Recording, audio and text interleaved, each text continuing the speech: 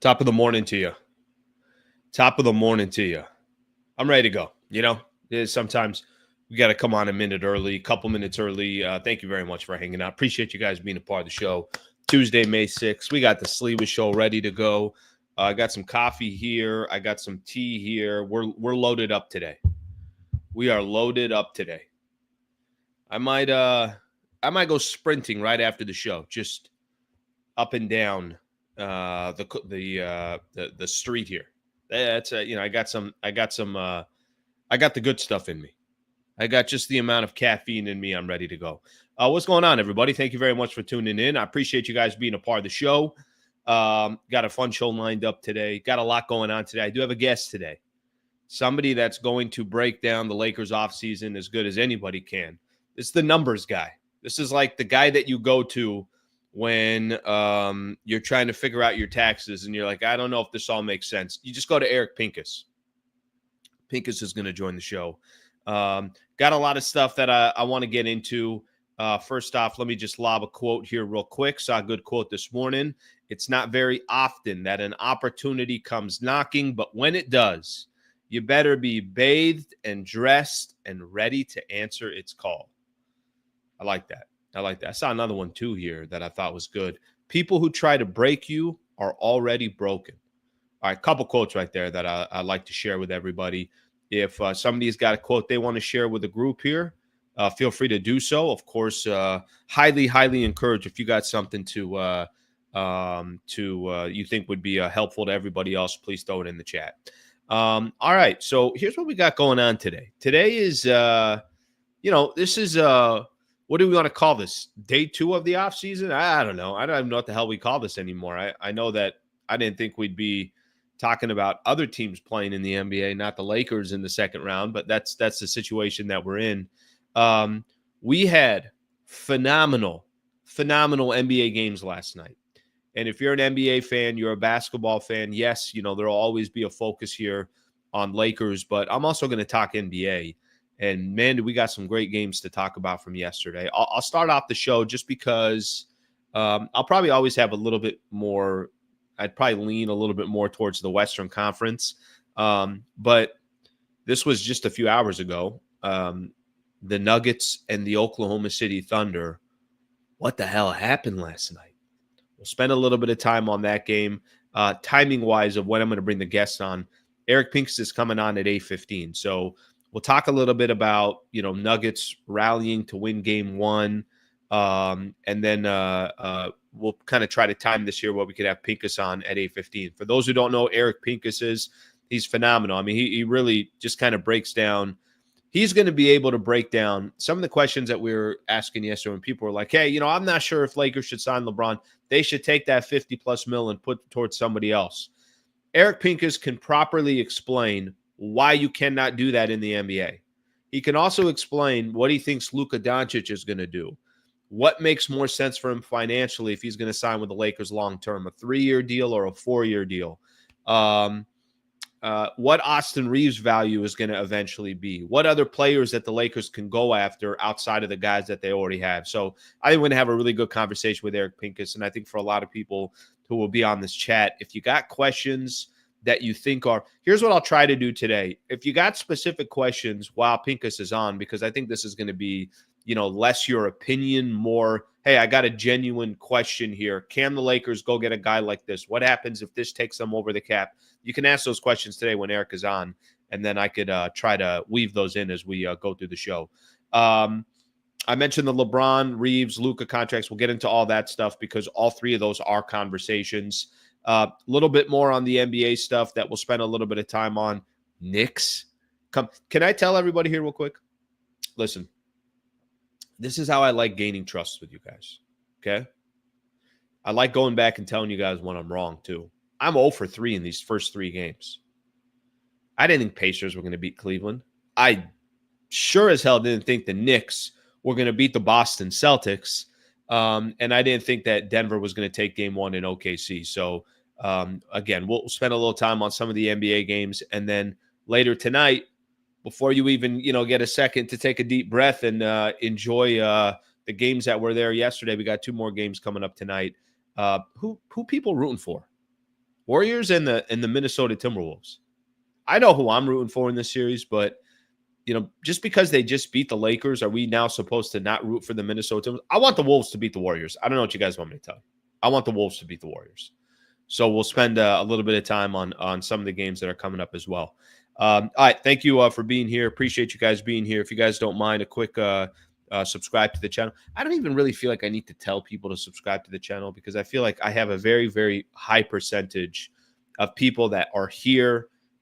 They come on the channel a lot, but maybe I'm able to obviously garner some new NBA fans that want to be a part of the channel as well. But if you guys don't mind subscribing to the channel, we'd greatly appreciate that.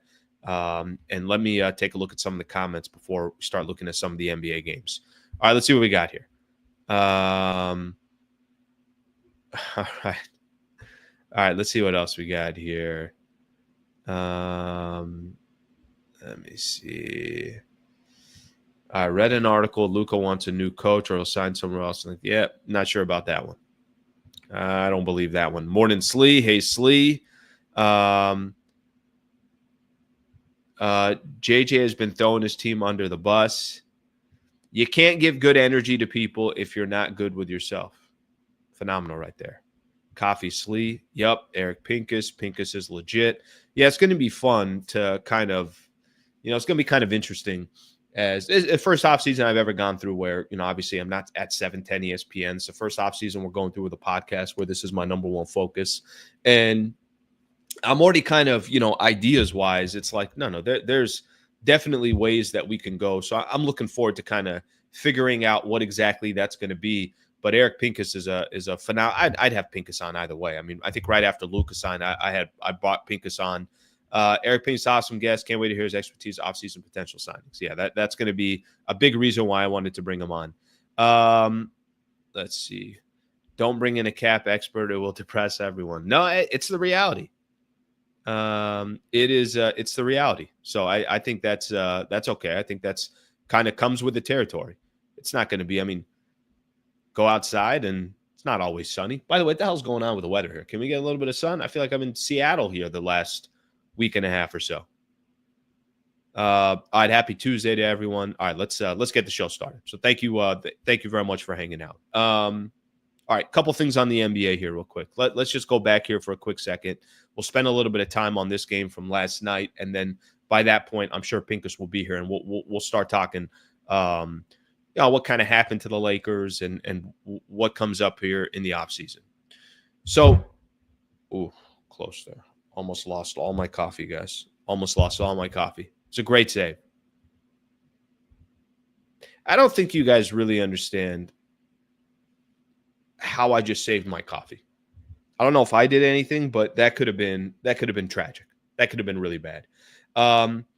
Denver beats Oklahoma City last night. 2 games last night, right? You had game 1 of the Boston Celtics and the New York Knicks. You had game 1 of the Denver Nuggets and the Oklahoma City Thunder.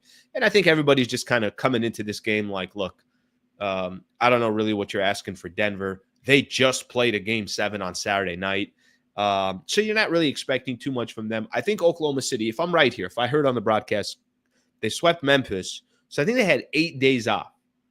You finish your series in 4 games, and Denver needed 7 games to beat the Los Angeles Clippers. So you could just imagine how much rest the Thunder have got. Really, the amount of rest that the Thunder have got over the last, let's call it 3 weeks. They've had nothing to play for a while because they locked up the number 1 seed. And then they had a week off before the playoffs started. They swept the Memphis Grizzlies. OKC's been chilling. I mean, they're probably far away from being in playoff mode right now. But Denver's obviously going to wake them up and get them into playoff mode. Not many people expecting Denver to do much last night. At least I wasn't. And to be honest with you, the game was going exactly how you thought.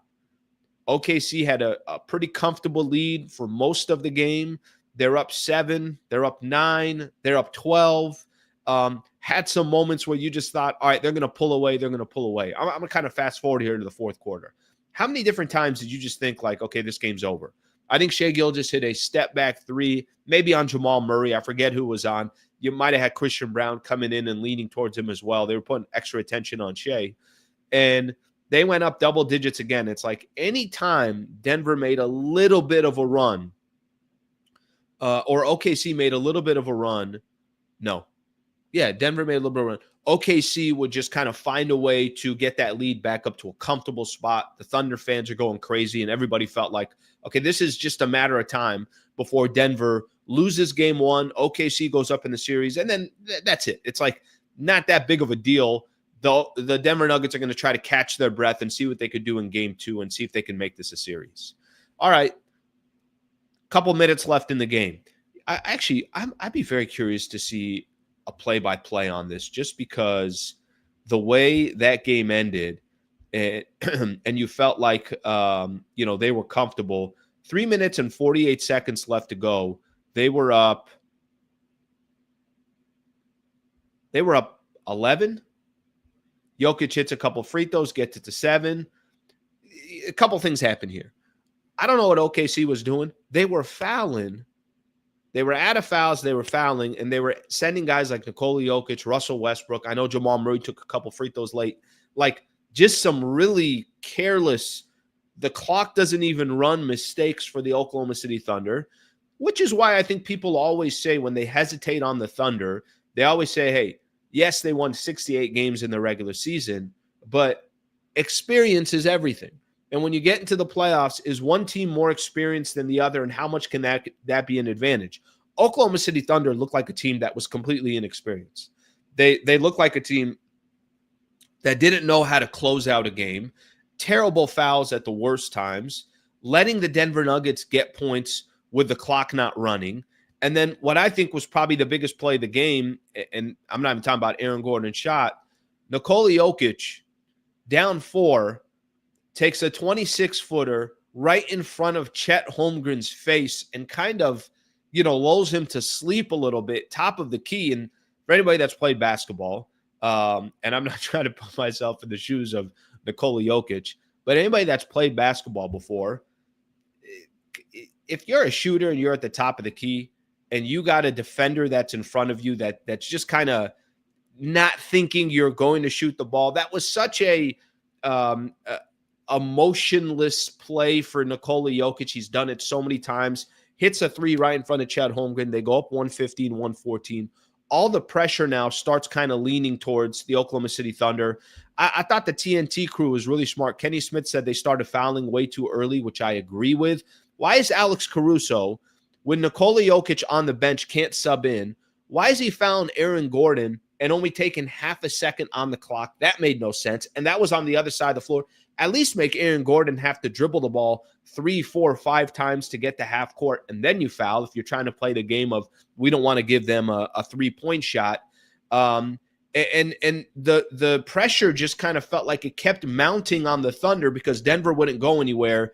And then, I hate to say it, but one of the biggest choke jobs you can have, Chet Holmgren misses not 1 free throw, but 2 free throws. And whatever you want to say about the final play, Russ has got the ball in his hand. It's like, why doesn't Jamal Murray or Jokic have the ball? Aaron Gordon ends up, corner 3, who give this man a lot of credit because he's shooting close to 45% from the 3-point line, nails a 3, and then that's it. That's the ball game. You look up and you're like, I don't even know what the hell just happened. How did Denver just win this game, steal this game? And, it's games like this that give the Denver Nuggets real hope of winning a series. If you steal game 1 like Denver just did, and now they get a second to kind of catch their breath. Now they get a second to start making adjustments. Now they know that, okay, obviously their schedule going to they'll probably rest and do nothing today and just get ready for game 2 tomorrow. All the pressure goes on the Oklahoma City Thunder. They are an inexperienced team. But a real choke job by the Oklahoma City Thunder. I don't know how else to put it. I want to give Denver credit, and they deserve a lot of credit. But it's a combination of giving Denver credit and watching the Oklahoma City Thunder just absolutely fold at the end of that game. I thought the coaching was bad. I thought, personnel decisions were bad. I thought the foul, playing this foul game, they didn't let enough clock run out. Just a horrible, horrible start for the Thunder in round 2. And the Denver Nuggets walk away. Big-time shot from Aaron Gordon. Did you guys see, and I saw this, I'm watching TNT after, I guess 5 players in the history of the NBA, I'm assuming this is for the postseason, have a 40, 20, and 5-plus assist game and Nikola Jokic just put him on that category, 42, 22, and 6 assists. Aaron Gordon, like I mentioned, with 22 points, also had 14 rebounds. Russ had 18 points for them. You could say whatever you want about Russell Westbrook. What a big-time performance from him. And Denver absolutely steals game 1 in OKC. Just a kind of a little bit of a shocking kind of result there. Not that Denver doesn't have a chance of being the Oklahoma City Thunder, but it's how they played out the final few minutes of the game. Just incredible to watch. And that's without, that's coming on the heels of the Knicks and the Celtics game going to overtime. So 2 really, really exciting games in the NBA yesterday. But I was just, I'm sitting watching the game, and I'm just assuming that OKC is going to eventually win the game. Once Jokic hit that 3 to make it a 1-point game, 115 to 114, I'm like, my God, are we actually watching a game? Chet Holmgren is not going to miss 1 free throw, is he? He misses 2 free throws. And then Aaron Gordon says, why take a 2 to win the game when I could just take a 3 and call it a day? Phenomenal game. So, obviously, as we sit here today, there's a lot of NBA to react to, and that was the last game last night. So great stuff there from an NBA perspective. I know I have not got a chance to look at the comments because I was talking too much, and now I don't have time for the comments because Eric Pincus is ready. And if Eric Pincus is ready, then we go straight to Eric Pincus. What's going on? What's going on? Hey, thanks for having me on. Man, how good was that? Were those games last night? Yeah, that was a lot of fun. Make your free throws, kids. You got to make your free throws. Dang. There was. I remember when the Lakers played the Thunder and beat them that first game. I don't think it was the first game, but the first game recently, right? And they had the back-to-back games, right, and they win the first one. Yep. And there was. I had said before the game, just a throwaway, that this team is just beating up on everybody all year. They don't have a lot of like really tight games where they have to execute down the stretch. And there's vulnerabilities, and the Lakers completely took advantage of that. It kind of felt like the same sort of situation where they need more time in those close games. Denver, that's all they've had is like close game execution. They're just not as good. They're not as deep, but they have the best player in the world. And I think Shai Gilgeous-Alexander probably wins MVP, but Jokic is a problem. And then Aaron Gordon, man, the greatest hits tour. He's killing it. He's Robert Horry out there this year. So good for him.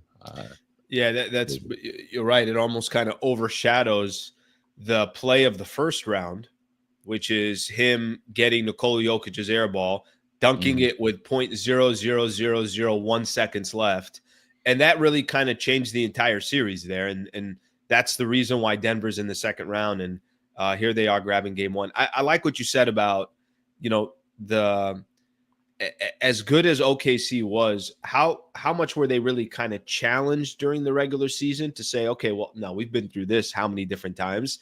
That's going to kind of be a fascinating series. And I'm not telling you Denver now wins the series. I picked OKC to win the series, but grabbing game 1 on the road, that's as big as it gets.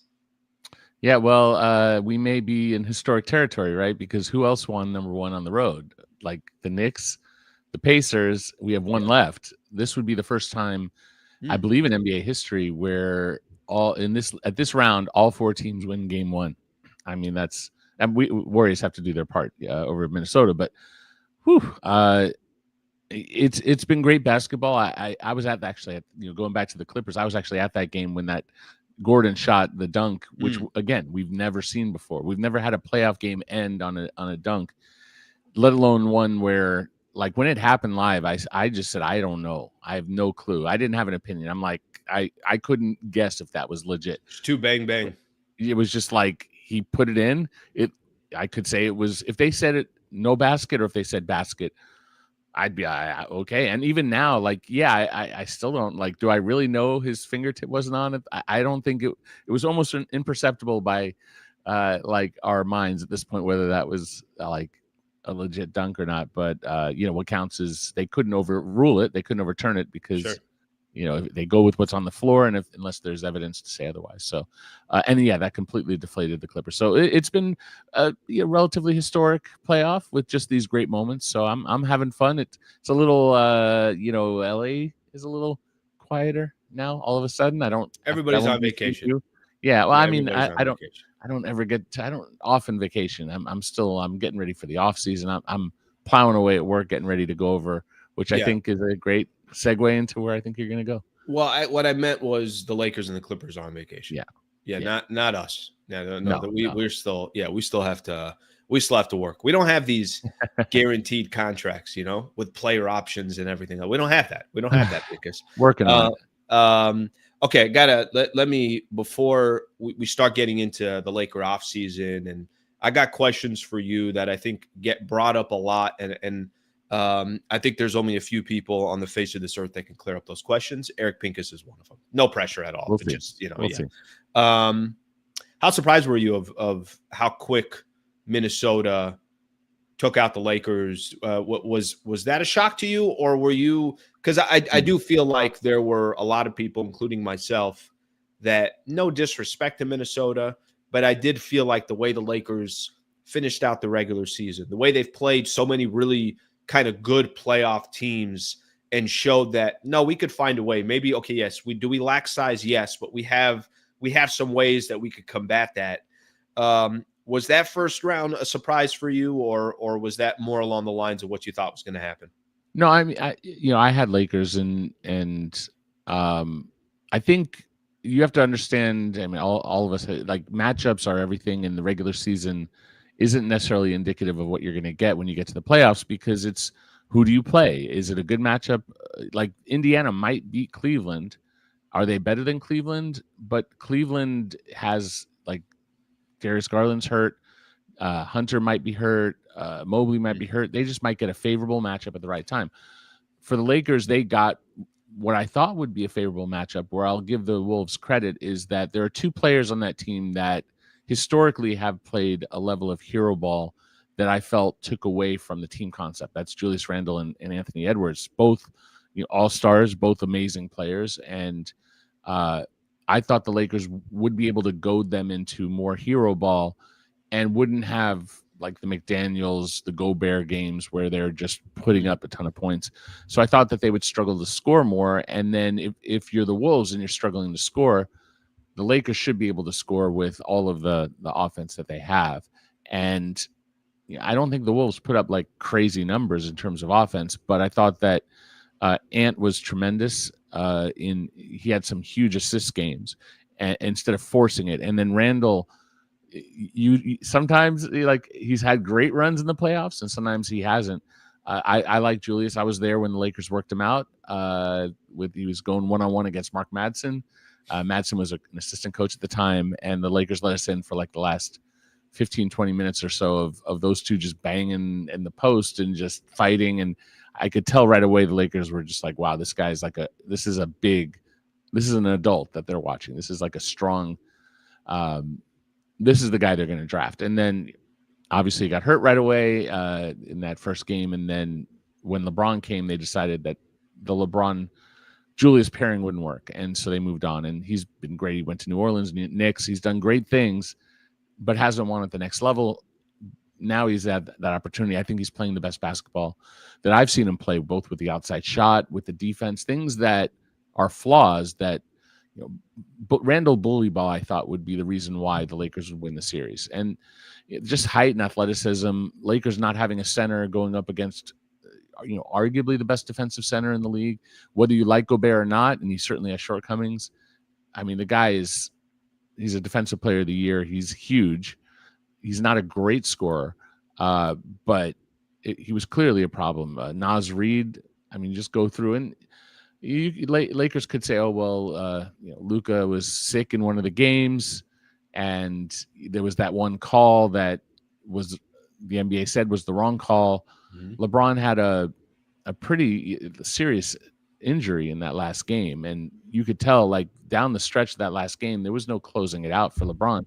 He was just jacking up 3-pointers and whatnot, because he couldn't move. And then post game, walking around on that knee, you could tell he was, I didn't know exactly where it was in his leg. Ends up it's an MCL sprain, but you could tell he was in a lot of pain and he could barely move. So it happened. It happened quickly. It wasn't what I expected, but I get it. And I think the real test now, which will say more about the Lakers, is how Minnesota does against the Warriors. Like, are they just, did we all underestimate Minnesota, or were just like the Lakers just boom, boom, Luka sick game, LeBron need little details. Just maybe the Lakers just hit a little low at the wrong time. It would help if they had a center, but that's it's a different story. Yeah, I listen. I think there's a couple things there. I think yes to a few of the things that you mentioned. Number one, I do think everybody underestimated Minnesota. How much did we underestimate? I think you're right about. We'll find out when they play the Golden State Warriors, because I think that's also indicative of how good the Timberwolves are. Because I think there's some similarities here. If all of a sudden, the size difference isn't that big of a deal from the Warriors, then clearly Minnesota exposed the Lakers in different ways. But I think for me, I don't know how much it would change if they played another series again against each other. And I think I go back to Eric, the thing that stuck out to me the most, game one, Lakers weren't ready. Like there was this just, and I don't even know what it was. And I'm not saying they weren't ready mentally. I don't even know how to describe it. I just know that all we talked about was how great it was going to be. Lakers get to start a series at home. How great it was going to be. Lakers get a week off of rest, or close to a week off. LeBron and Luka didn't play that final game in Portland, so they got a week off.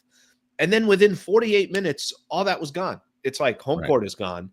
I think it set the tone for the series. Some of the discussion of post game, what's like, we got to understand this is a playoff game. It's like some of the quotes coming out of there, I'm like, did I just miss something? I mean, we've been talking about a playoff game for the last week. I thought that set the table and set the tone, and I felt like the Lakers were playing from behind the entire time, and that's before Luka got sick. It's before LeBron's knee injury, like you mentioned. Did things happen during the season that may have not, or during the postseason, during that playoff round, that obviously was not in favor of the Lakers? Absolutely, but damn, talk about setting a tone. Yeah, I mean, yeah, They also met an opponent that was just bigger and more athletic at almost every position, other than Mike Conley. They bring in Alexander Walker, DiVincenzo off the bench, Naz Reid off the bench. Lakers bench, they weren't getting a lot, and then JJ decided not to play the bench in a second half. You start going through like the list of like moments where it just didn't happen. I don't know. Yeah, they weren't really ready, but maybe in game one, but maybe they just weren't ready because they couldn't be ready for that kind of size and athleticism. Game two, they win. Game three, Luka's not sick. They don't have a bad call. Maybe they win that game, and it's a different series. It's kind of like the Gordon dunk against the Clippers, where the Clippers win that series, in my opinion. I mean, obviously, that's something we could never know. If they go 3-1, I'm with you. Sure. Yeah, sure. Like the odds are historically they win that series. It just took the win. And for like the Holmgren free throw, like there are moments you just can't get back. And to your point about like the Lakers not right, but to the Lakers not being fully ready in game one, they couldn't get that back. The Luka sickness and the bad call, which they messed up in that game in other ways. They lost a big lead, right? So you can't blame it on Luka, one call, right? So and I could even, because it's funny, because I asked both JJ and Chris Finch the next game about what their strategy was with reviews. And Chris Finch had pocketed a review late in that game, which got Anthony Edwards those 2 free throws. JJ had used his review earlier in a play that really didn't make any sense, that it wasn't a guarantee that they were going to get. But I also think kind of like little things like that also played into a decisive game like that. Right. Yeah. I mean, if I were, look, I coached at the rec league level, but I saved my timeouts and I'd finish games without using them. That's just how I coach. Everyone has their own philosophy. If I was an NBA coach, which I'm not qualified for. Chris Finch said something similar to that. He'd rather go home with a review than use the wrong one. I would go home with reviews most games. Like I save them for if my star player or a vital player, if I need to pull a foul off of them, they got their third foul and it's Luka, LeBron, Austin, or even whatever, someone important in that moment. Clearly, I'm going to win that challenge and I'm going to get a foul off of a player. Then the other is, in the end game, you can't predict what you're going to need in those moments. And yeah, that LeBron still doesn't agree with the call. Like, he's like, the hand is the ball. I hit him in the wrist. The hand, it's like, have that review. I mean, it worked for the Wolves in that case. Have that review because you don't know when you're going to need it. And to me, the argument against what I'm saying is that all 48 minutes count equally. Sure, they do, but I personally don't agree with that, because the way you react to being down 6, you're going to play differently than if you're up 6, or if you're down 12. There's going to be a different approach. The defense on the other side is going to play differently depending on where they are in the score. So does it matter 2 or 3 points or 8 points in the first half where you're at the end of the game and there's a decisive play? Whatever it is, you were down 8, you push back. It's now a tie game. You need that now. I don't know that all 48 minutes count equally, sure, but to me, they're not. Some are more equal than others. There's certain things that happen during a game that obviously will change the trajectory of how you're approaching the game. And I want them in my pocket. I don't care if I go home with them. But that's my philosophy, and that doesn't matter, because I'm not anywhere close to an NBA coach level. I'm like, rec league is good for me. All right, let's talk off season a little bit, and this is a question that has come up, and I'm just curious how you approach something like this. LeBron. Let's start off with LeBron here. So we know LeBron's got a player option, which is something really LeBron has kind of always worked into his deals, always keeps franchises kind of guessing a little bit, and I don't blame him at all. He's LeBron, and he knows he's got the power, and however he can use some of that power. And anyways, we take it from there. Hypothetically speaking, let me play out a scenario for you, because I think this is a question that comes up. I'll get questions that say, you know what, Lakers are better off using LeBron's money on another superstar. I know that's not how it works, but can you just explain to me a couple different scenarios for LeBron in the offseason? And if one of those scenarios are, because I think it would help people, if he's going to make $50 million, I'm going to use a round number, $50 million this upcoming year, and then decides, you know what, guys, I want to play for a different team, or I'm going to retire. How that does not mean that the Lakers now have $50 million in cap space that they can go give towards somebody else. Can you just walk us through that? Because I think that's an interesting one before I start getting into some of the other scenarios. Sure. So if LeBron just I'm out, right, and he just leaves, that does drop 52-6 off of their books. Then it's going to be, what does Dorian Finney-Smith want to do? Because he has a $15 million option as well. The Lakers have Shake Milton. They can cut him. It's not guaranteed. They have Jordan Goodwin. They can opt him out and even re-sign him after. Like, let's say you want to go the cap space route. You want to chase some star, and you opt out Jordan Goodwin. You can still re-sign him.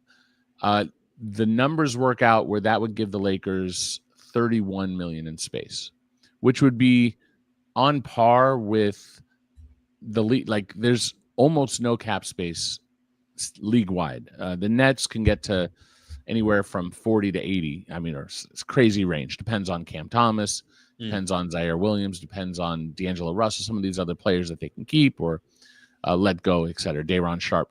But most teams, like the Pistons, can get to about 25, but they might want to keep Dennis Schroeder and Malik Beasley and some of the other dudes that played well for them. So in terms of competition, the Lakers would be at a higher spot than most.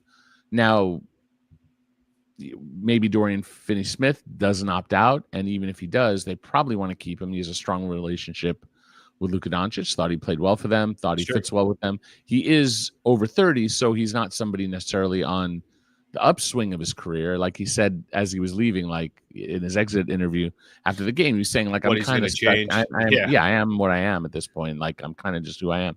And what he is a good player who, probably more importantly than anything else, has a great relationship with Luka. So I don't assume any of that happens. But if it did, you have 30 million in cap room. We'll round it down just to make it a nice number. Who are you chasing? Like, if you're the Lakers, like, who's out there? So there's Josh Giddey, who's a restricted free agent. The Bulls might keep him. You offer 30, they might keep him at that. There's Jonathan Kuminga, not worth, in my opinion, 30 to the Lakers. Probably not worth 30 to the Warriors. Quentin Grimes, another restricted free agent.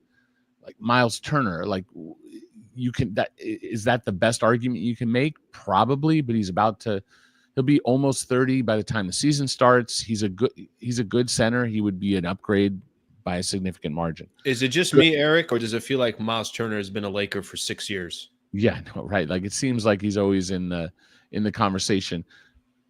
Like, those are the best free agents this summer. There's a reason why teams don't have cap room. They've been giving out extensions. They've been spending money. Brandon Ingram was supposed to be maybe the top. He got traded to Toronto and extended. So the new rules as such are designed in part by the league and the NBAE, that's the agent side of the coin, to encourage trades and extensions as opposed to free agency. And this summer is more than, it's the huge example of that. It does open up in 26. In 26, a lot of teams have cap room, including potentially the Lakers, depending on what they do with LeBron, depending on what they do with some other folk. Luka has an option. This is really Luka's last year under contract. So same with Austin Reaves. So the Lakers can clear out their books and completely reset in 26, even building around Luka and Austin. But this year doesn't seem, it's like, okay, you could use that cap room of 30 million to make a trade if you want. Maybe you trade LeBron or something. Like, there's no real sense as to why the Lakers would want to get under the cap, other than saying, hey, we're under the cap. Now what, right? We don't have LeBron, who's this young star that you're going to get that's going to be better than LeBron. Putting aside the basketball, he is also, like, still one of the biggest stars in any sport, and is a money generator for the Lakers. He is huge.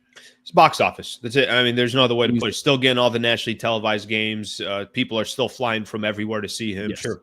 And you could say, well, the Lakers themselves are a brand. Of course they are. And they would still get a ton of, when the Lakers were crappy and Kobe was hurt, they still got a lot of national games, way too many, and they were terrible.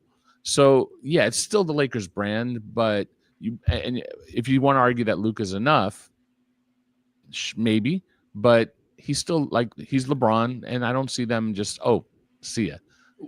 When the dust settles, is it safe to say, and listen, I don't think I have, a different opinion on this either. When the dust settles and you had to put some money on it, LeBron coming back with the Lakers next season? Yeah, I mean, this is his individual decision on whether he wants to continue. And the combination of the money, his audience, what he gets for doing what he does, which he obviously says that he still loves to do, I think his production yeah. as well. Yep. He's still a top 20, top 10. I don't know where he is on the list. Mm-hmm. We can argue and try to, like, go through every player, but he's on that list. He's still someone you have to tilt your game to handle. And the Lakers have another guy like that in Luka. So you have to set up to handle them. Now, if he opts out, does another 1+1 being a 2-year deal, player option, I think that's how LeBron just approaches the rest of his career. It might be in 2-year sets, might be 1, 2, 3, 4 sets of that. I don't know how long. He maybe plays till he's 50. But let's say that he returns. He probably comes back at 54 instead of 52. It actually goes up. And because that's the max. So he actually makes a little bit more by opting out.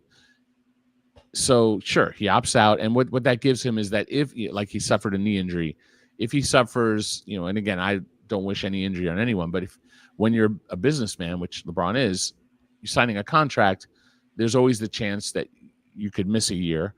And so getting another 50-something million on the books that he can opt into, even if he's playing or not, makes a lot of business sense, right? If he can sign, if he's under contract for 52, opts out and re-signs for 108 or so. Another 2-year deal. Yep. That's 108 million that he's guaranteed to get. It would be a player option, so it's his guarantee. It's his choice whether he gets it. That's the one scenario that I think, and again, this is the if LeBron James is looking after LeBron James, that obviously makes all the sense in the world. He'll continue to do this. But I think from a Laker fan perspective, or from a I'm not even going to say from a Laker front office perspective, because from a front office perspective, as long as you're in the business of LeBron James, it will always make sense, period. Like financially will always make sense. He'll actually always be underpaid just because we have the salary cap and everything else. Mm-hmm. From a fan perspective, if you tell me that, hey, LeBron signed another 2-year deal with a player, he opted out, another 2-year deal, player option, $108 million over the next 2 years. I think for me, I'll start looking at that as like, all right, well, that could age very, very poorly very, very soon. I know we could say that in any year, but like you just mentioned, right? The idea of he comes back this upcoming year. If he had an injury, you're right. Why wouldn't he just opt into that final year so he can make his $54 million or whatever the case is? That's an area where it gets a little bit dicey in the sense of, all right, well, what if LeBron isn't 100% healthy? What if LeBron isn't the player that he's been today? You got Luka on your roster as well. You're trying to kind of think of the future with Luka. Water could get a little murky there. And that's probably exactly what's going to happen. But I think from just a fan perspective, it's like, well, that doesn't sound like the best deal from a franchise perspective when I'm just talking about wins and losses. Right. I think the Lakers would like to protect their cap room in 2026. So I think if the Lakers, the organization, had to say that LeBron just opts in, finish the contract, and perfect. They see what happens. Yeah. But this is a two-way street. And sure, as much as you want to say this is what they should do, like LeBron could opt out and take the minimum. And if he takes the minimum, he would take up only about 2.2 of the cap, 2.3 million. So, and then the next year he could sign for the max, right? So like I figured that out like when Kobe was around, when I was learning how these rules work. I'm like, hey, Kobe could opt out or just hit free agency. They could go sign Yao Ming back in the day or Amari Stoudemire. Those were those years. Then the next year he could go to the max. But like Kobe's not going to do that. LeBron's not going to do that. These are business people who are like, and also the industry that they create for not just the team, but for the league is astounding. And they are underpaid relative to what they do. And anybody want to say, oh, players make too much money? I'm not going to get into that argument. There's people teachers and people saving lives. And yes, this is not in the grand scheme of like importance, not as important as maybe someone who's a heart surgeon. Of course. You're just talking about the economics of this specific brand. And in the entertainment industry, these are your A-list celebrities who are generating when the NBA plans their schedule, right? Like they want to, we live in LA, or at least, you and I do. And those listening in the East Coast can probably understand that if you want to watch a Lakers game, you have to stay up pretty dang late on the East Coast. The game might start till 10:30, 10:30. So like national games, they move it up. Like if it's TNT, maybe they move it up to 10. Like you're staying up till 1 o'clock in the morning. So when they do the programming for TNT, which obviously the networks are changing over and whatnot, but for that second game, they're thinking who keeps the East Coasters up. It's going to be LeBron James. It's going to be Steph Curry. It's going to be the Knicks. It's going to be the Celtics. There are different teams that will drive certain markets and will keep people up. But LeBron is that star power. He's that number 1A or 1B with Steph as the biggest draw. And we could talk about how great all these other players are, but the Thunder don't keep the East Coasters up late.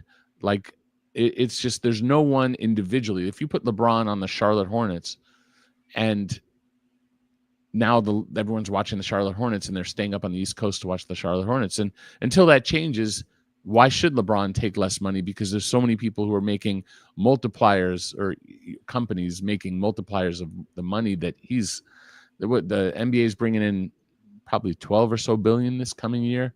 Next year, more. I don't know the number, but in that range.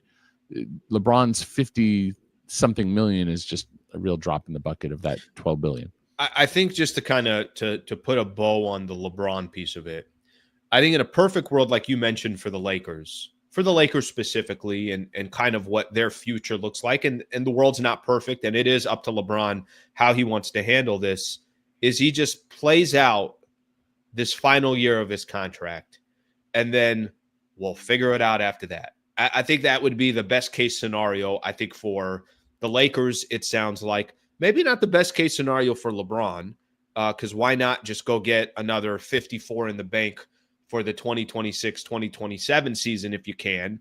But is that kind of and I want to talk Luka and I want to talk Austin Reaves, but is that kind of a fair way of expressing it?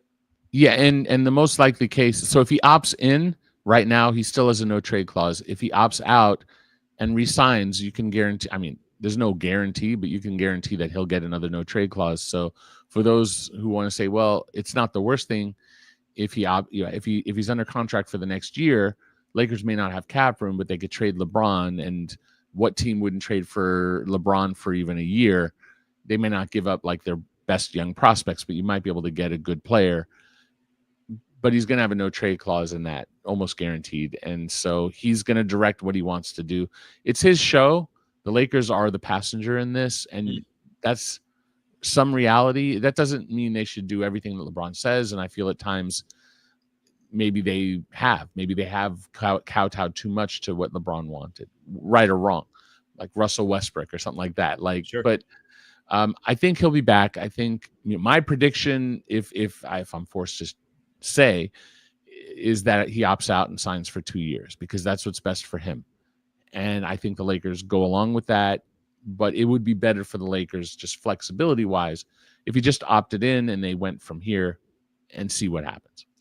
Luka he's going to have some options as well. Obviously, doesn't get the Supermax in Dallas because he gets traded to the Lakers. I've heard some different things where, okay, if he signs a 3-year deal, then he puts himself in a position by the time that 3-year deal's up, he gets 10 years total, 10-year vet, now can sign the Supermax. If he signs a 4-year deal, that's the most he could sign with the Lakers. I know we're just kind of making our own predictions here, but how do you think Luka's looking at this situation with the Lakers? What do you think is most likely that he does? I'm just curious your opinion there. Right. I mean, there's different approaches, and that's going to be very Luka-centric in what he and his representatives think is the right thing to do. For instance, Bill Duffy is his agent. So Bill's been doing this for 40 years, 35 years. I don't know how many years, but longer than I've been doing it. And he's well-versed in this kind of play. So some agents and some stars will say, okay, I'm a max guy for at least another 5, 6, 7, 8 years. Let's time the max to get the most. I personally am not a big the most guy if I'm advising. I work with a lot of agents, and for Luka to just lock in like this summer, just add 4 years. And if you think about, you're starting at basically the max and you're going for 4 years, you're making a massive amount of money. He's already earning generational money. He's earning just more generational money. And he's got a generational contract coming after that. So just, if I'm Luka, I'm in LA. This is a good place for him. Now he may love it here. He may not. I can't speak to that. I would say that the initial signs with what, for instance, paying for the Kobe mural himself, which it wasn't a lot of money relative to how much, how much money Luka has, but like he doing things for the community. I think he wants to be here. That's my understanding. But again, it's entirely up to a human being to decide. And there will be plenty of teams with cap room, and he could get up and leave, and maybe maybe he wants to live in a smaller city. We could come up with all kinds of nonsense. Sure. I think he just get the most. You'll get an option. So what you would do, what I would be advising is You're opting out of next year. So he has an option for 26, 27. You're basically voiding that option, adding 4 years. So he's under contract for 5. That last year would be a player option. So that is the year that you would be cashing in, and you would be getting a new deal, and you'd get a new max deal. That's what you'd be projecting, as long as he's a top 10 player at that point, top 5, top 3, whatever we want to say. Offensively, you can argue he's a top 3 at this point. Defensively, obviously not. But he's an important player. Him and I are on the same par defensively. There you go. So yeah, I think he extends. I think he does it this summer. I can't promise that. He's definitely somebody, this should not be some aggregation. So Eric Pincus said this, that, the other thing. It's like, no, I'm just saying, looking at it, it's too much money to not take at this point. And we're not talking about like $14 million a year, which is what the economy was. Like the max used to be 20, right? Or even 14 if you go back far enough, $15 million, which it's a lot of money, but relative to this NBA economy, it's not, right? That's just the average salary. You're turning away 50, 60, by the time you get done, $60 million for a year of basketball. You think you got to lock that in as soon as possible. So I think that's the path, right? LeBron opt in, re-sign on a 1+1. Luka extends. That's what I think happens. I also thought the Lakers would beat the Wolves. So, not everything I think actually comes to pass. But my track record's usually pretty strong in these sort of predictions, but there's no full proof. Yeah, and I think what you're saying too, it's not like the Lakers are not going to create an environment for Luka where, it's the Lakers. So he didn't get traded, no shot at the Sacramento Kings, but if he got traded to the Kings, and the question is, hey, do I really want to be here? He's with one of the most popular brands in the world. Obviously, what that means for his Jordan brand and what that means for all his other marketing. He's with a franchise that's also desperate to win every single year. They always want to win. There's always the pressure of wanting to win. There's obviously some things that make sense there where it would make sense for Luka to say, all right, I'm going to make this home. Okay, so we got those two. I'm very, very curious. Probably the one I'm most curious about is Austin Reaves. Can you just I know he's under contract, obviously, so it's not like he's a unrestricted free agent or anything like that, but can you just throw out some scenarios for Austin Reaves and also what you think his value is around the league? Because he's got to be one of the more valuable contracts as far as what he makes per year and what his production is.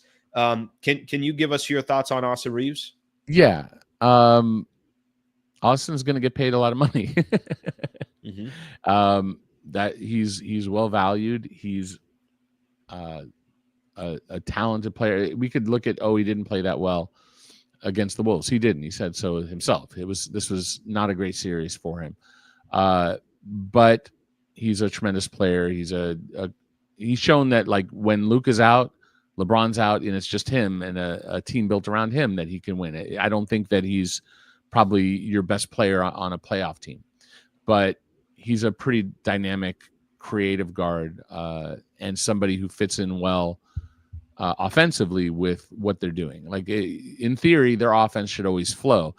Lakers didn't have a lob threat. They had a lot of issues against Minnesota that kind of killed that, but it works. They've shown that it works. It just, they need the rest of the roster to round out. There are some defensive questions, like if your backcourt is Austin and Luka, you're at a disadvantage defensively. Yep. But you have to score in this league too. So there are great defensive teams. The Rockets are a great defensive team. They're going home, right? They're done for the year. They can't score. So if you look at like Jalen Green, who's making in the 30s, and you say 29, 28, how many teams would prefer Austin Reaves over Jalen Green? You probably have at least more than half, maybe over 20 would probably want Austin over Jalen Green. Jalen Green's a good player. He averaged more points a game. He's more athletic. But I think that what Austin brings in terms of control and his ability to create for others and the way he plays, I think he's just probably higher valued. And so that kind of gives you an idea. If someone making over 30, teams would prefer Austin, arguably, then Austin's probably looking for something in the $30 million range as well. Is he a max player? That's going to depend on the market and how many offers he might get. He can't extend. I mean, he can extend, but he can't extend at that number. The most he can extend for is, I believe, it'd be 140%, which would be 26.5. So from a point of view, and I'd have to double check that. Like, when did he sign? Because he signed a 3-year deal, but if he opts out, can he even extend? I think he can. When did he sign? 23. So he can assign. Yeah, he was can like extend 3 years. Yeah, he can extend July 6, 2025. So he can extend. So do you expect that, or do you think it's going to drag out just so he can get his full value? There's an element of 26.5 and then give raises at 108% of that should be enough for somebody. And from a point of view of like, you have the best chance to cash in now. So there's just a point of view of saying, conservatively, just put that money down. You can live the rest of your life off of this next extension. He can add 4 years. He can opt a same situation as Luka. You drop that. He's 15 million next year. We're talking next year, not 25, 26. We're talking 26, 27. He opts out, extends this summer, adds 4 years, starting at 27 million dollars. And let me make sure I'm getting that number right. Max extension, no, it's 19.5. That's the problem. That's his capital is 26. So his extension is 19.5. Yeah, so that's the issue. It's a $20 million number. If he's expecting 30 or more, so that if you're saying 20, and then he'll wait. Then he'll wait. So yeah, I don't think an extent. I just think that it's almost enough, right? Mm-hmm. But if he waits a year, he's getting from another, and this is also 26 is a year where a lot of teams project to have cap room. We won't know. There'll be extensions, there'll be new contracts, but in theory, if there's 8 teams that have cap room, he might be someone who's getting like a $35-40 million offer for someone trying to steal him away from the Lakers. So let's say no extension for Austin because that number's too low. He's going to want 30-something million.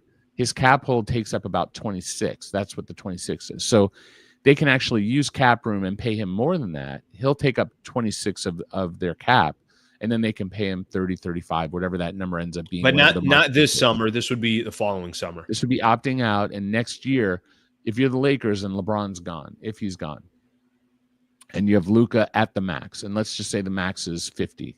We'll just round up a number. Yep. All right. And we say 50 plus 26 for Austin as a free agent. So let's just say 75 to round it. You have Vanderbilt. They can arguably trade out of him. Luka comes off. At that point, you could get out of Connect if you needed to. You can get out of Shake. You can get out of Bronny. Let's say that they clear the books. Lakers, in theory, they would have a draft pick. But beyond that, would really have just those 2 players on their cap and would have the spending power to go shopping for somebody big. That's I think everything that you just broke down, which is phenomenal, and I hope the listeners appreciate the way you just kind of broke all that down for everybody. What I'm hearing is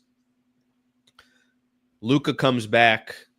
Ron probably signs a 2-year deal, 1 year with a 1-year option, and the Lakers will do everything they can to hold on to Austin Reaves and start paying him probably north of 30, even though 26 million will go towards the cap.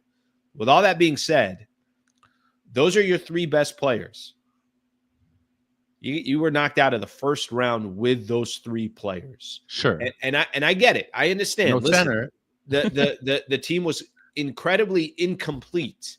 And how they round out the rest of the roster is going to make a lot of sense. And look, frankly, I'm not telling you this is going to happen, but let's say they rounded out the roster the right way. Maybe Reaves is coming off the bench because that's another – he's still going to play 30-plus minutes, and now you're not as concerned about the defensive in the backcourt, and they got a center now as well, a rim protector. But that would be my concern more than anything else. It's like you got all this focus, which is what the Lakers need to do. You got to bring Luka back. LeBron, it's kind of up to him what he decides. And then Austin Reaves as well has clearly earned more than $13 to $15 million a year. You can make all those changes, But you could also still be a team that's still getting knocked out in the first round. And what does it look like for the future? There's a lot to navigate there for Sure. Pelinka. Well, I basketball is a compounding sport. It's like an exponential thing.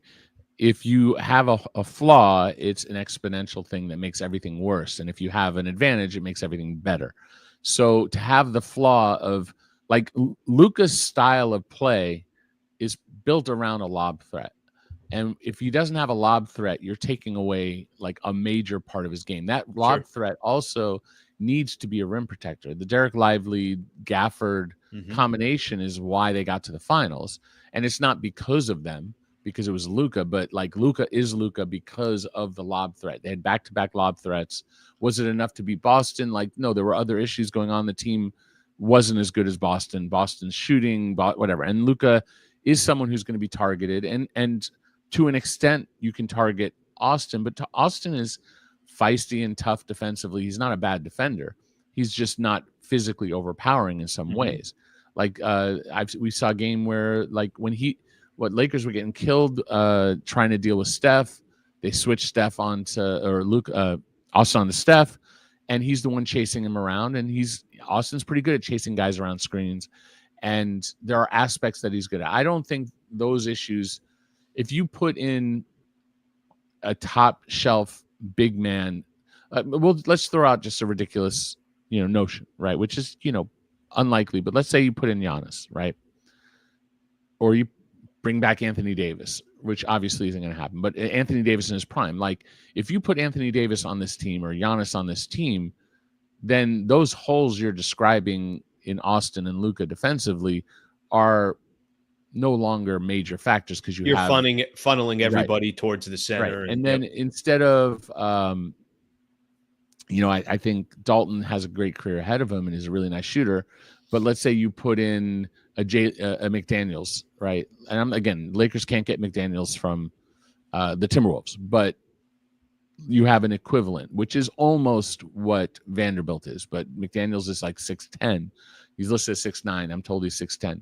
Super athletic, longer arms, and is less of a question mark offensively. It's an offensive threat, actually, the way they were using him against the Lakers. Yep. Right. And like he's a 9-10 point game guy because that's just not his focus. That's not what they use him for. But it's not like Vanderbilt. His hands aren't great. He's not like his awareness is. It's just everything he does offensively. Everything he does defensively is offset by what he doesn't do offensively. Yeah. Right. Liability on offense. Right. So like you plug in one or two different pieces, and like these are really hard pieces to get. So I'm not saying, oh yeah, Lakers just go get Giannis and McDaniels and you're set, right? Like that's ridiculous. That's not what I'm saying. But it is a compounding thing. So to me, this is the same argument I've been making since they had AD and LeBron. It's like you figure out how you're going to score with one or two guys. If you have a third, you're ahead of the curve. And then everybody else you plug in on offense has to be setting screens, offensive rebounds, and shooting. But the defense has to complement those three offensive players. Most offensive players aren't great defensive players. Some are good, some are elite. Most aren't. And so you have to compound them with incredible athletes with size, switchability. That's where you need a bunch of like Nickeil Alexander-Walkers or, a strange kind of anomaly of a Draymond Green, or you just look, or a Men Thompson. Like you just go team by team and you find guys who are like, those are impact guys athletically, whether they're scoring. Alex Caruso, geez, like you have these guys and the Lakers just toss them aside. Like, don't even get me started on that. So like they had the pieces. Well, can I throw one in? I know this is not the prototype player, but you're talking about. But you mentioned Giannis and Anthony Davis. Obviously, those are extremes. That's the best cream of the crop. But even if you look at a guy like Zubats, right? And I'm not saying, listen, he's become more and more impactful every single year. Give him a ton of credit. But like, even if you had a player like him that existed not this year, but for next year, it does make a dramatic difference to your entire lineup. But you just said kind of some guys that they've thrown to the side. he came up in my head. Right. And so like if you take what was, which was what we just saw, and say that's what would be, no, like if you took Daniel Gafford, who to me is like a B, he's a B level player, B minus. What do they have right now? What did they have? What grade was Jackson The Hayes? Lakers? I mean, I like Jackson Hayes as a role player off the bench and a spot starter.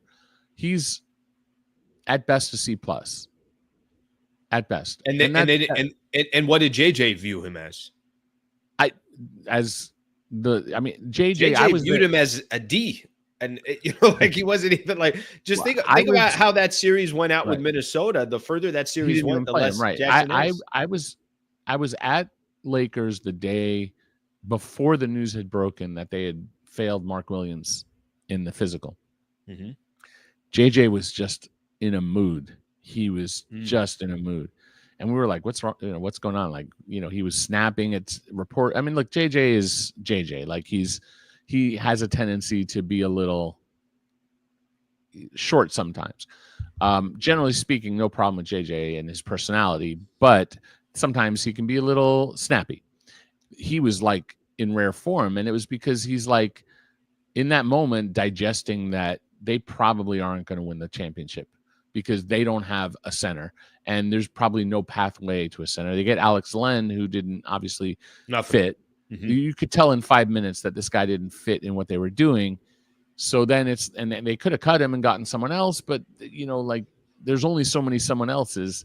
I don't think Trey Jemison is the reason why you beat the Timberwolves after that. Watching that.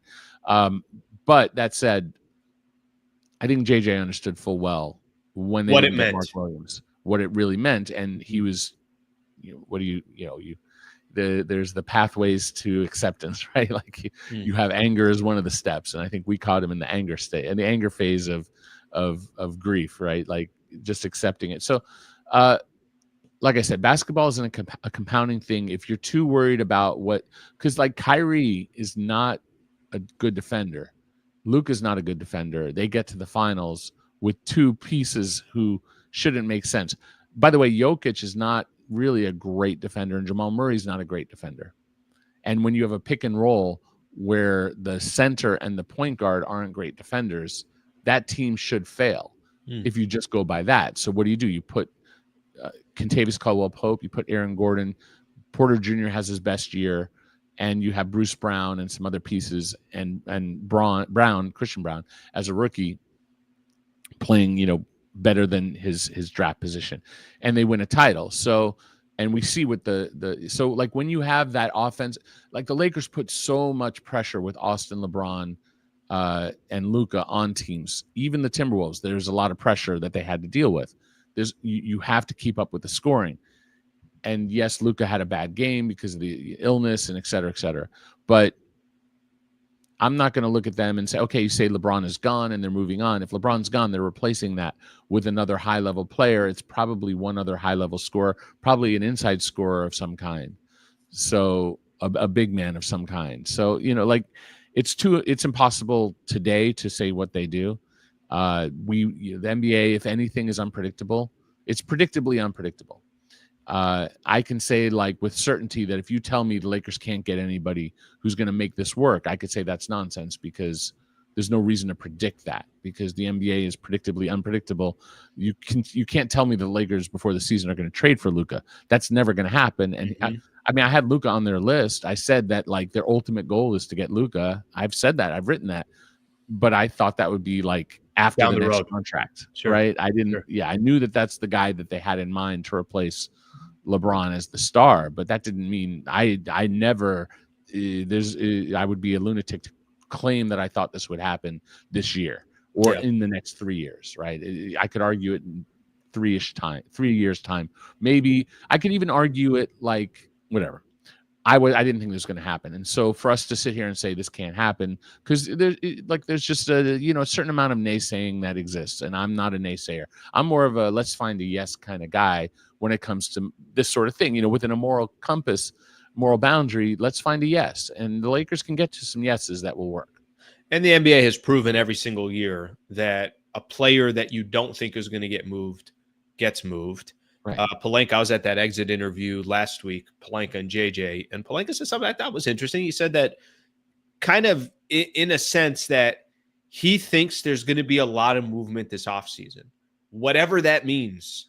He's obviously indicating, I mean, for me, it was like, okay, well, not that there's light at the end of the tunnel, because I do think the Lakers are obviously in a complete start of a new chapter and what it looks like moving forward. But I thought that was an interesting statement, because I think that gives some indication. Now, I think the last thing he wants to do is overpromise and underdeliver, get people thinking like, oh my God, hey, all these things are going to happen, which I'm not a fan of, by the way. I think there's been times where Pelinka has done that. But I think by the time we get to October 1st and media days starting, there's going to be some things that we're all going to be sitting back and saying, well, I didn't think that was going to happen, or this was going to happen. I'm not talking about just the Lakers. I'm talking about the league as a whole. Well, the whole league is on pause right now because of Giannis Antetokounmpo.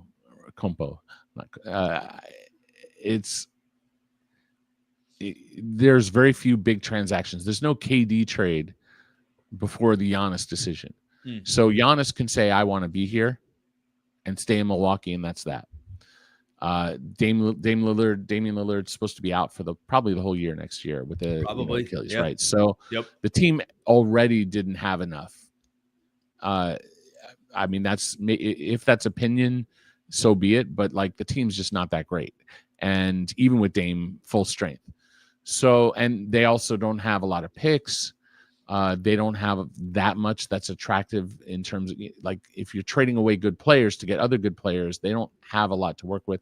Maybe someone takes Bobby Portis and, Pat Connaughton, and like, that's it. Like Kuzma, like, there's just not a lot going on there. So let's say Giannis in a week says, I don't want to be here.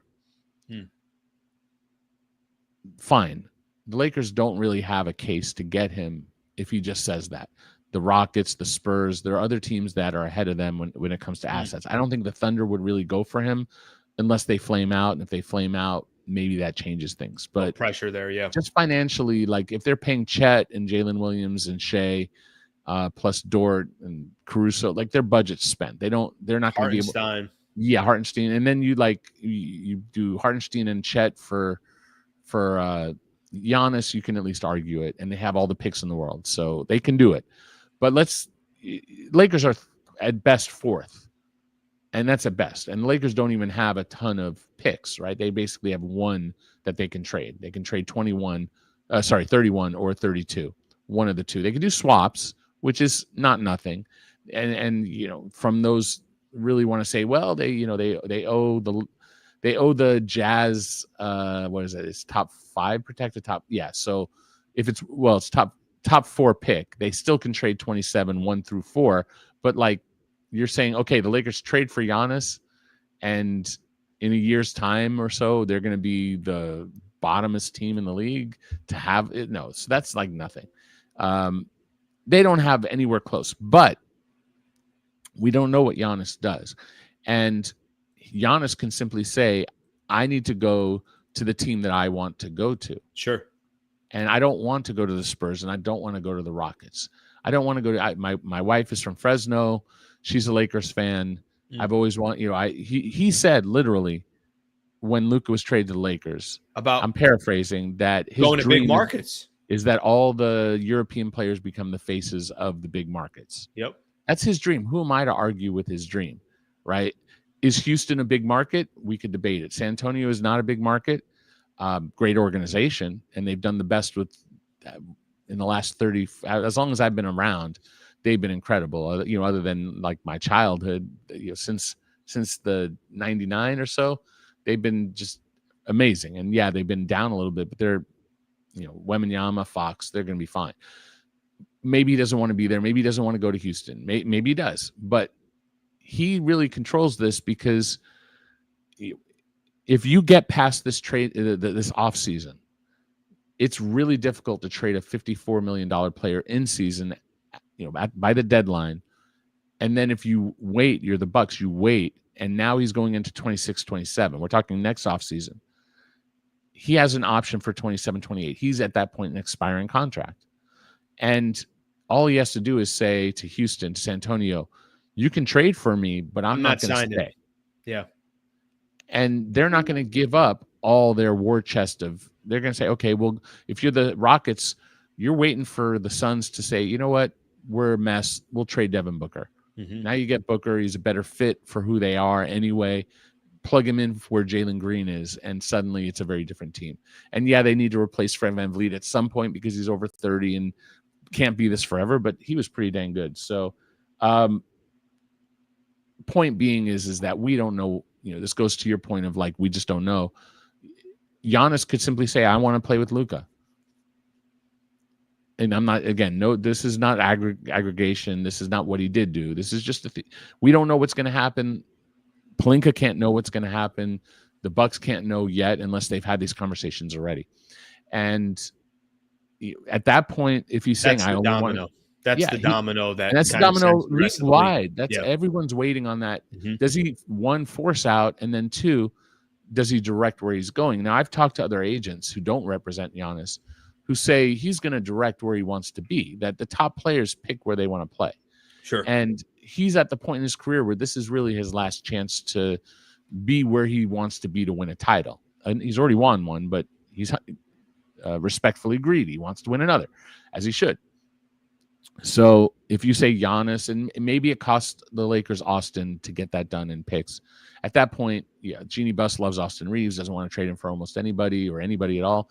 But if you could do Giannis, Luka, and then LeBron's money comes off as well. So the first year, you have 1 year of Giannis, LeBron, and Luka, and then LeBron's eventually out, and he retires, and you replace him with somebody else because you have some flexibility.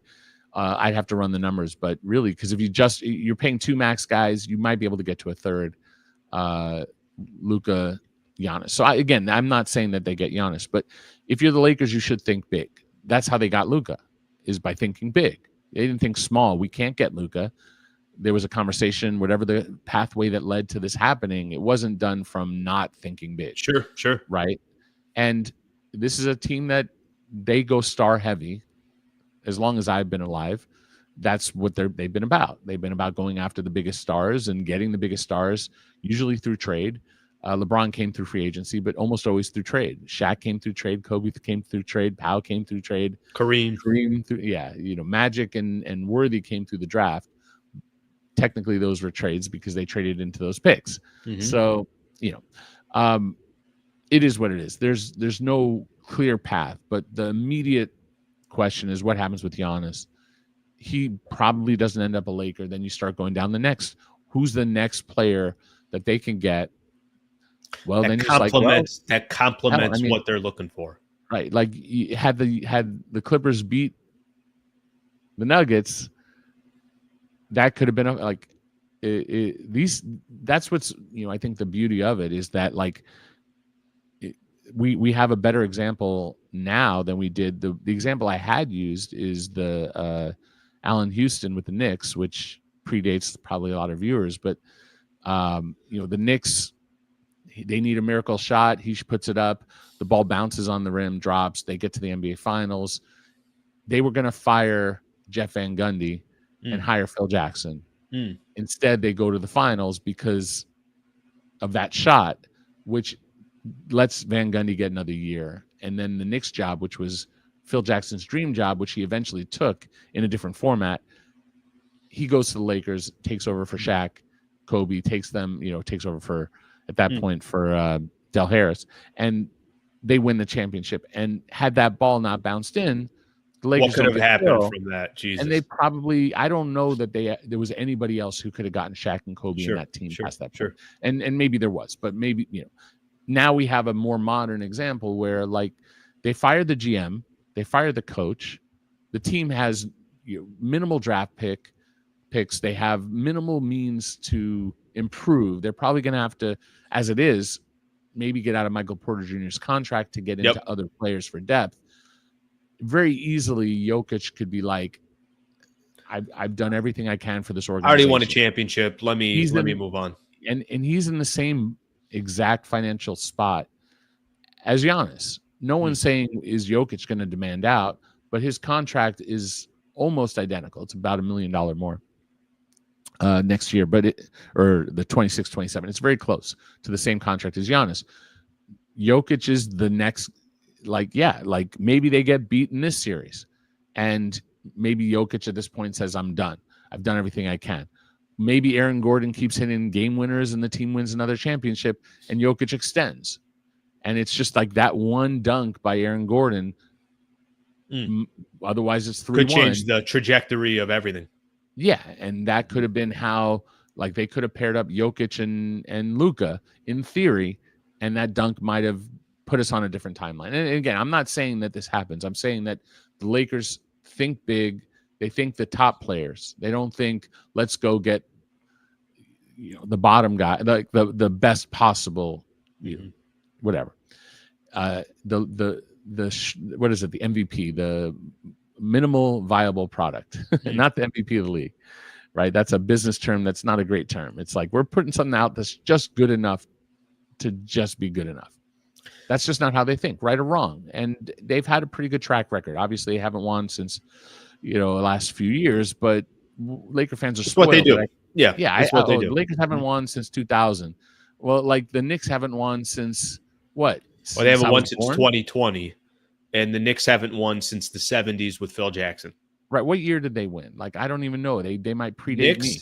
75 maybe. Yeah. Okay. Something so like that. maybe even before that. I'm not even sure which year that was. So basically, Lakers fans are spoiled. Like 72, maybe, I don't know. And if they're upset that I'm saying that, they shouldn't be. Like, it's a privilege to be spoiled the way that the Lakers fans have been. And they just the people are like, I can't. They got Luka. The Lakers continue to be spoiled. But I'll just kind of wrap it up on like one last thing. When the Mavericks got Kyrie, I had spoken with someone with the Mavericks who said, like, this isn't going to be our year. There's no way that we can get Luka and Kyrie together.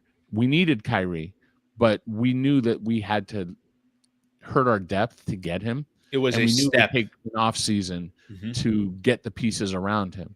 So they got PJ, they got Lively in the draft, they got Gafford, and just like that, they're in the finals. And obviously, they also steered it off a cliff, and things didn't go the right way. But in that moment in time, Dallas understood. They were self-aware enough to understand that it wasn't going to happen overnight. And there's no reason for Rob Pelinka on the day of trading for Luka to be going on a show and saying, well, this probably isn't our year.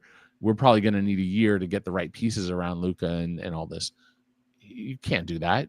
And so, they did their best. They tried to get Mark Williams. They failed his physical. He finished the year healthy, but at the same time, he's played like 30, 40 games a year at best.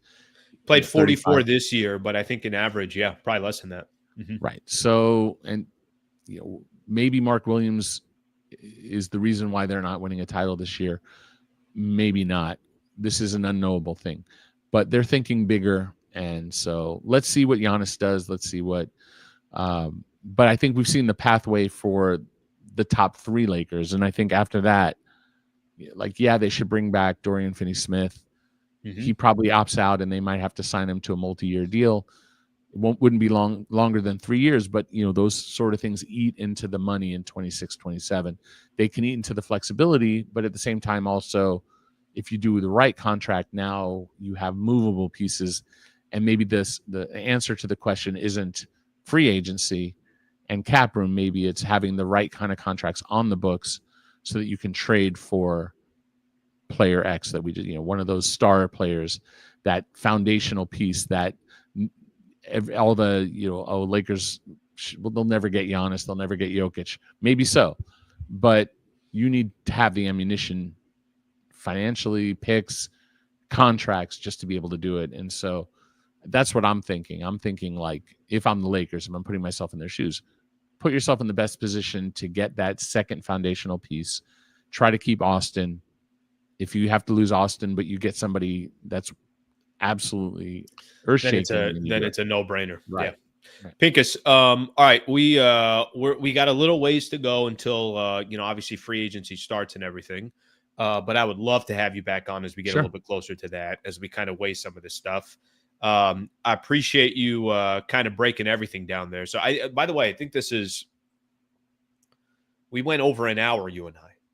Did we? Yeah. You are very kind with your time. So I appreciate you doing that. So thank you for doing that. Of course.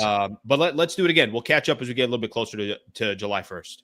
Absolutely. And if I do have a webinar, I don't know if you're interested in breaking into basketball, but I'm doing a webinar later today if you're watching live with Bobby Marks. So you can go to my Twitter at Eric Pincus, and you'll see I tweeted recently. I should probably pin it, but we have a webinar tonight. So I think it was at 4:30 or so Pacific time, and we're just going to talk about the off season and how front offices approach the off season for Sports Business Classroom. So check that out if you can. Other than that, I'm just gonna watch some playoffs. I'm gonna go to the combine in Chicago, see some prospects, do some networking, and all right. Anytime you need me, I'm ready to go. I'm gonna find this. Is it on your Twitter right now? I mean, it should be. There's a Substack link.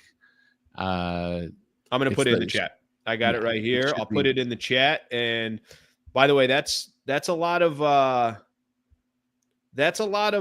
feel like there's a lot of numbers that are going to be broke down between you and Bobby Marks. I think every answer, you guys should also get into like tariffs and do political stuff as well. Throw it all in there. Just throw it all in there. We're trying to let us know where to put our money too in the stock market. Help us out, Eric. Yeah, we're going to keep it light and fun and try to keep it into this fake real world of importance. Like, this is so important what we do. I love what we do, but I like that it's a sport and it's entertainment. I've done enough at this point in my life. Let's focus on the fun stuff.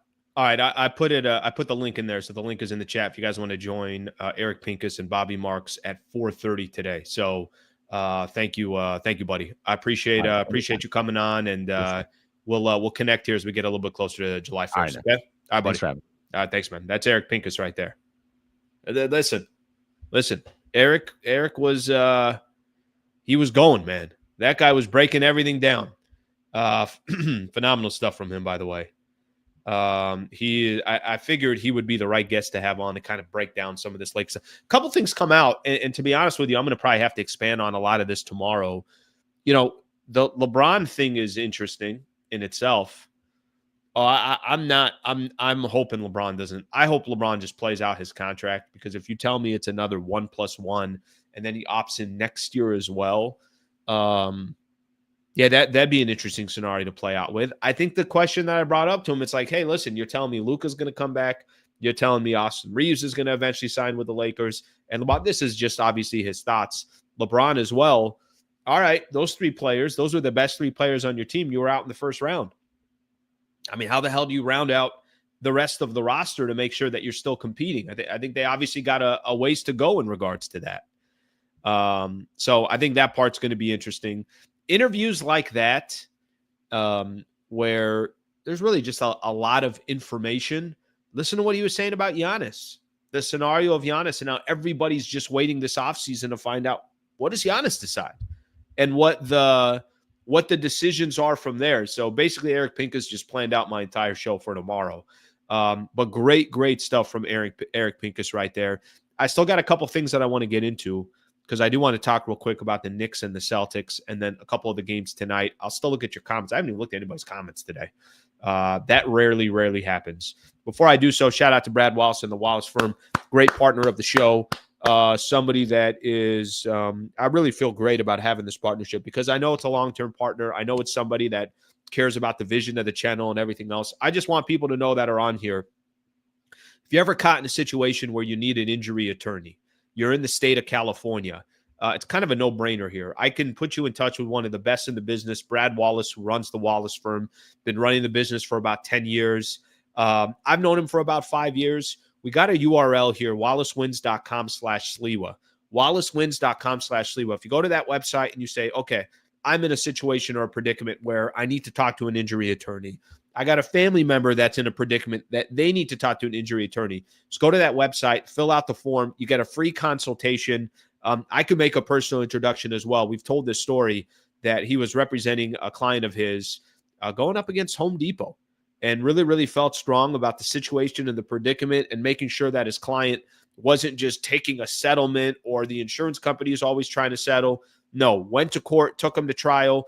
And next thing you know, the jury delivered a $4.6 million verdict on behalf of the Wallace firm's client and found Home Depot responsible for nearly $3 million of that amount. So, again, I give you the example because that's a real life example with a real client that he's worked with. And this was all within the last 30 days or so. WallaceWins.com/Sliwa, WallaceWins.com/Sliwa. So shout out to him and thank you for that partnership as far as the partnership on the channel. Okay. Let me look at a couple comments here and then let's see what we got here. Let me look at a few of the comments here. SD Lakes gifted 10 hoops talk with Alan Sliwa. Thank you, brother. I appreciate you gifting out the memberships. Phenomenal stuff there. I've had a lot of people that have been very, very nice with gifting out memberships. So thank you very much for doing so. Every Friday, I do a membership show, and we'll continue to do that. Bubba's a new member. Bubba, thank you, brother. I appreciate you being a part of the show.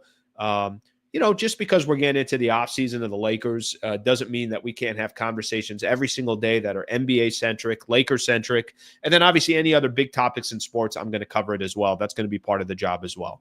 For 4 years, Lakers got rid of big size, then elite backcourt defense. Now Bron is only post player and shot blocker, and guards are turnstiles in elimination game. Make it make sense, size and defense. Northborough AES, thank you for the super, brother.